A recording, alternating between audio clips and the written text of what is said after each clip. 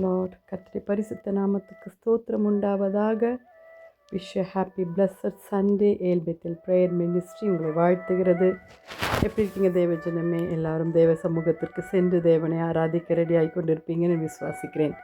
இன்றைய தேவ வசனம் ஏசாயா 48 அதிகாரம் 18வது வசனம்.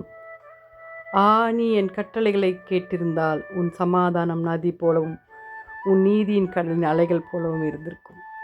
ஆம் தேவஜனமே, கர்த்தருடைய கட்டளைகளை நாம் கீழ்ப்படிந்து நடப்போமானால் நம்முடைய சமாதானம் நதி போல இருக்கும் என்று கர்த்தர் சொல்லுகிறார்.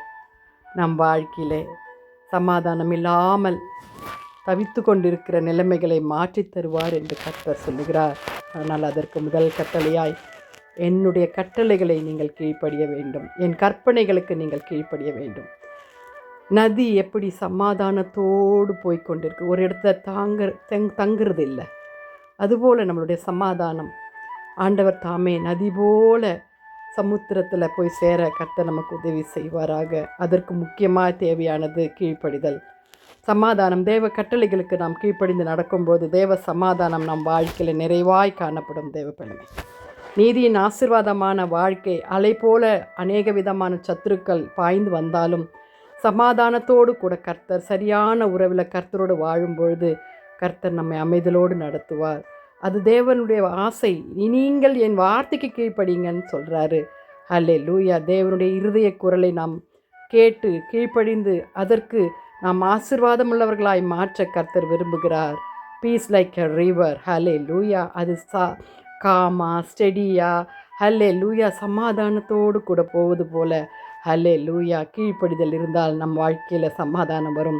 கர்த்தரோடு நடந்தால் நம் வாழ்க்கையில் நீதியின் சமாதானத்தின் தேவன் நம்மோடு கூட இருப்பார். கர்த்தருடைய கட்டளைகளுக்கு நாம் கீழ்ப்படிந்து நடந்தால் அவருடைய அன்பு நம்மை சமாதானத்தோடு நடத்தும். வாலிப பிள்ளைகளே, நம்ம ஜெபிக்கலாமா? நம்ம கர்த்தரிடத்தில் கேட்போமா? ஆண்டவரே, உங்கள் வசனத்தை கை கொண்டு இருக்க எங்களுக்கு கிருபை தாங்க ஏசப்பா. ஆண்டவரே, ஒவ்வொரு நாளும் அப்பா ஏசப்பா ஸ்தோத்திரம். ஆண்டவரே, துதிகளின் மத்தியில் வாசமாக இருக்கிற எங்கள் பரலோக தேவனே அப்பா ஸ்தோத்திரம். அப்பா, உம்முடைய கட்டளைகளுக்கு நாங்கள் கீழ்ப்படிந்து எங்கள் வாலிப பிள்ளைகளையும் எங்களையும் தேசத்தையும் உம்முடைய கருத்தில் ஒப்பு கொடுக்குறோம் அப்பா. சமாதானமாக நதியை போல் எங்களை நடத்துங்க சுவாமி.